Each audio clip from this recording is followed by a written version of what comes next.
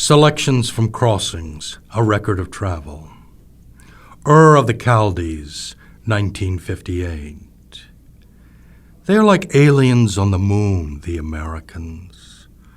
Bermuda shorts and cameras, pudgy, pale, a little queasy from the train ride. Dust from the storm in the night has permeated everything they own, down to the skin. They are not quite certain why they came, and wear the baffled, blinking looks of baby birds.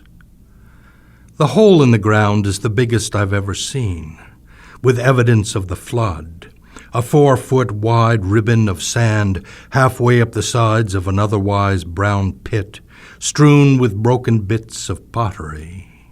Local kids, urchins, scamper down the steep, thin path at breakneck speed for rials and dinars. They seem to have sprung up here without benefit of parents or care. Across the millennia, I feel the closeness of children and the terrible price of money. After a long climb, I am first to reach the summit of the ziggurat, and so enter the dusky sky of Abraham. I am 10. My heart is a drum. I stand at the top of the God-forsaken world. Old mountains.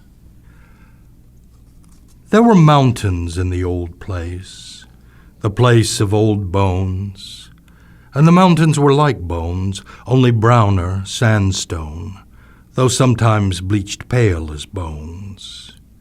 And dark goats moved among them, and the people who grew out of them were like goats, small and dark, and quick when the sun was not pure poison, moving about their business which was not our business, theirs being soil, which there wasn't much of, ours being oil, which came out of the ground by the ton and snaked through the hills and desert in pipelines inevitable as the azure steel sky itself. Perhaps they were not real mountains so much as upthrust foothills, craggy plateau a man or goat could climb in a day, stand at the top of, and feel Moses come down from.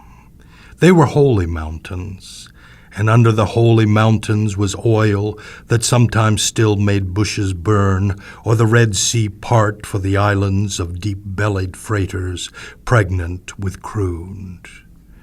And if they were not mountains, they were at least the high steps of the horseman, grown ghostly with time, and my sleeper's body slept among them, and my dreamer's body, which was only smoke from village chimneys in winter, or the black eyes of the skulls of their huts in summer, saw the quick shimmering emerald of the fields and crevices in spring, the flash of the bright-dressed girls of the waterhole, their ankle bracelets saucy as the glitter of crime in Salome's eyes, and the black eyes under the black wind of the black chadora, billowing around the husks of crones. They were the sacred mountains camped at our outskirts, while our fathers mined oil from beneath them and hardly saw them. But their graves sang to us in the evenings, and the thin smoke of their cook fires rose like ghosts, and they lay down with us in our dreams like beasts, breathing and patient. Ours, we thought, as the Persian blue sky swaddled their shoulders, as the black night sky lay down on their backs with its pinprick stars. They rose like continents in the black sea of nightfall, then rose again like the skulls of sacrificial beasts in the dawn. And perhaps our white mothers heard them and started drinking harder, savaging the servants, quarreling with our sad sack fathers. Distracted in the midnight, they paced cold tiles, their bare feet lisping the hours, ethereal, haughty, silken whisperings. And the mountains were theirs, too, and the dirty hands of the servants who needed such scolding, Some absence lurked in their eyes like the shadows of mountains among the coffee clutches and beer-swilling mornings. But we were the children of the mountains, and they entered us as easily as sky, as easily as night, and what they showed us was fire and shadow, dancers under the worn moon. And we saw how time moved in ripples toward the horizon, shuddering under the noonday sun. They moved in us like the spirits of Alexander or Herod, Nebuchadnezzar, Ashurbanipal, Xerxes or Artaxerxes, slow fires in the waking midnight. And our incongruous fathers waited at the bus stop, white short-sleeved shirts, clip-on ties, and crew cuts. They talked of Oklahoma or L.A., Atlantic City or Baton Rouge, but never of the bleached mountains on the hem of whose skirts they stood, dazed in the morning light. Their gaze was too calculated, the sheaves of paper in their briefcases too diagrammatic and impersonal. Children of the Depression, their souls had suffered foreclosure. They had bankers' eyes. They are mostly dead now. Copies of Forbes magazine strewn on the night table. And we, who were children of the mountains, searched nightly on the news for glimpses of the pale, pitiless sleepers, there behind the reporter with blank banker's eyes. Beyond the rolling dust of tanks, bomb blasts, and squalor, the rubble of apocalypse, we have joined the absent ones. Nothing there now remembers us but the mountains etched behind our eyelids. Remains. My son guides me up the long hill, squelching in runoff, along trails narrow as goat paths through the trees, to show me the strewn bones of a deer nested in her shed shreds of fur, almost golden, where some wood spirit laid her to rest, and the coyotes and crows stripped her, leaving only a hoof and furred knuckle intact among a clutter of collapsed ribs. He shows me the clean white vertebrae, the pelvis with its odd eye hole, the knee still attached with some last rope of sinew. This is his find.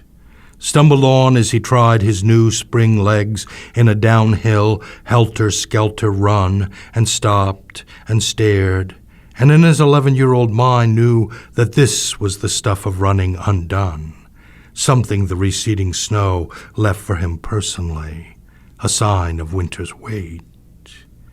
We eye it together.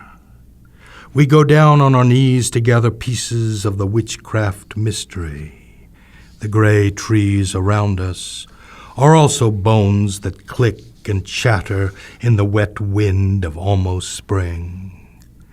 The brown, limpid eyes are gone. The crumbling gnarl of spine, once nerved and tremulous, is now only a train wreck the grass will hide in a month's time. We feel the doorway of earth opening. We feel the thinness of our skins and the prickling of short hairs rising. We know it's at the bottom of things. How soon the mayflies will be dancing their measured reels of the evening. River time. The hills are green with summer, the lakes cobalt blue and glittering. Whatever we longed for in March is here already or forgotten. Your hair gleaming obsidian as always, despite a few white renegades. Your body stretches out like a great cat's, or a landscape I never tire of crossing. When I kiss the small of your back, I hear the whisper of desert sands, the rush of young rivers. No one comes back. No one steps twice in the same body. Spring was sun on the daffodils, and the time of the new wide sky, the heartbreaking golds of the giant willows. Marry me, shouted the cardinal in his tall tree, while the goldfinch giggled, I'm nothing but light. Once, with some thefts from Samin Bebahani, I came to you as if from a far country. The night was not quite in your eyes, but the evening smoke and the roses of your skin met in purple shadows. I came through the vague, veiled streets toward some clarity or hunger. You were my fire in the mothlight, my confessor. You danced the stars blind under the witching moon. I crawled in your darkness like the tapping beetle. Our mouths met.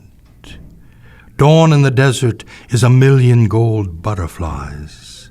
I lived there once among broken stones, husks of bodies, a tale of death and deaths, and women turned to salt under the stubborn hummocks of black cloth. We grow old like the cracking clay of forgotten rivers. Soon no one will remember our voices or the glancing light of our tremulous tremors. Was it the wind I came on, lipping your waters, combing the sunlight scarves across your throat? So often now we are tired, and old women I once knew speak softly behind the curtain, and the mud of the river bank squelches under their feet. I came through bulrushes over moon-glazed bayous, and our bodies became snake-dancing cranes, feathery cries. We cannot love each other forever except as the stars do, all flame and nothingness. Our skins will grow worn and frail as papyrus leaves, locust wings. May the burden of pain bring lightness.